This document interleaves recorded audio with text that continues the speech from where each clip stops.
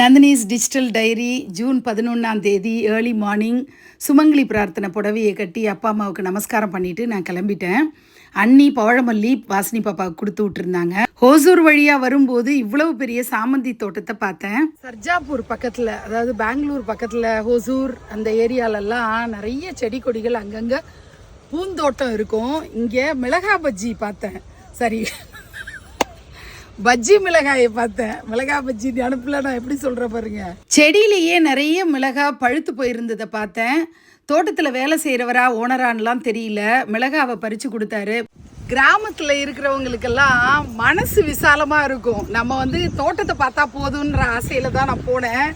ஆனால் அவர் இவ்வளோ பறித்து கொடுத்துட்டு எடுத்துகிட்டு போங்க, இன்னும் வேணுமான்னு கேட்டார். நான் தான் இவ்வளோ தாங்க பஜ்ஜி போட்டு சாப்பிட முடியும்ன்ட்டு போதும் அப்படின்ற மனசோட கிளம்பியிருக்கேன்.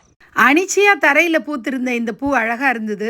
அடுத்தது ஒரு கனகாம்பர தோட்டம். எவ்வளோ அழகாக இருக்குது பாருங்கள். 3 பேர் இந்த தோட்டத்தில் கனகாம்பரம் பறிச்சிட்டு இருந்தாங்க. அதில் கூன் விழுந்த வயதான மூதாட்டியை பார்க்கும்போது மனசுக்கு கஷ்டமாக இருந்தது. ஒரு கைலியில் பறித்த பூவெல்லாம் அப்படி பரத்தி வச்சுருந்தாங்க. அது பார்க்குறதுக்கு அவ்வளோ பியூட்டிஃபுல்லாக இருந்தது. அந்த கலர் பார்க்குறதுக்கு ஒரு வாளி நிறைய பூ கலெக்ட் பண்ணிகிட்டு இருந்தாங்க.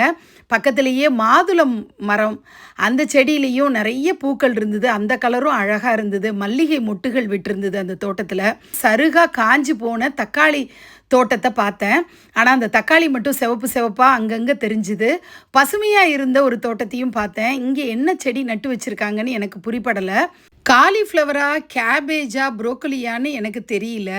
அம்மா பேக் பண்ணி கொடுத்து விட்ட பொடி இட்லியை சூப்பராக சாப்பிட்டு முடித்தேன். அதுக்கப்புறம் பயணத்தை தொடர்ந்தேன். போகிற பாதையில் அழகான ஒரு காடு, அந்த ஃபாரஸ்ட்டில் நிறைய மாடுகள், அது பக்கத்தில் ஒரு சின்ன கிராமம் இருக்கலாம், நிறைய மந்திகள் அங்கே பார்த்தேன். போகிற வழியெல்லாம் வண்ணத்து பூச்சிகள் இங்கேயும் அங்கேயும் பறந்துட்டு இருந்ததை பார்த்தேன். அது வீடியோவில் தெரிஞ்சிருக்காதுன்னு நினைக்கிறேன்.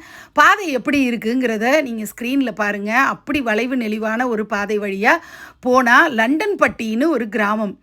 இந்த கிராமத்தோட பேர் எனக்கு ரொம்பவே வித்தியாசமாக இருந்தது. இந்த கிராமத்தை பற்றி கூடுதல் தகவல்கள் உங்களுக்கு தெரிஞ்சால் ஷேர் பண்ணுங்கள். ஒரு பேக்கரியில் கேக் சாப்பிட்டுட்டு மிளகா பஜ்ஜியை வீட்டுக்கு போய் எப்போ போட்டு எப்போ சாப்பிட்றது அப்படின்னு ஆசையாக மிளகா பஜ்ஜியும் ஆனியன் பஜ்ஜியும் அங்கே சாப்பிட்டுட்டு பயணத்தை தொடர்ந்தேன். வேலூர் பக்கத்தில் இருக்கக்கூடிய தீர்த்தகிரிக்கு போனேன். அங்கே இருக்கக்கூடிய முருகப்பெருமானை பற்றியான கூடுதல் விவரங்களை ஆன்மீக அலை யூடியூப் சேனலில் பதிவிட்டிருக்கேன். ஆன்மீக அலை சேனலோடைய லிங்க் டிஸ்கிரிப்ஷன்லேயும் ஃபஸ்ட் கமெண்ட்லேயும் கொடுத்துருக்கேன். ஊரப்பாக்கம் போய் திருவாச்சியை கலெக்ட் பண்ணிட்டு வந்தேன். திருவாச்சி பற்றி தனி வீடியோ போஸ்ட் பண்ணுறேன். என் பொண்ணு அஸ்ரிதாட்ட எது சாப்பிட்டாலும் வாசினி பாப்பாவுக்கும் முக்குருணிக்கும் நீ கொடுக்கணும்னு சொல்லியிருந்தேன்.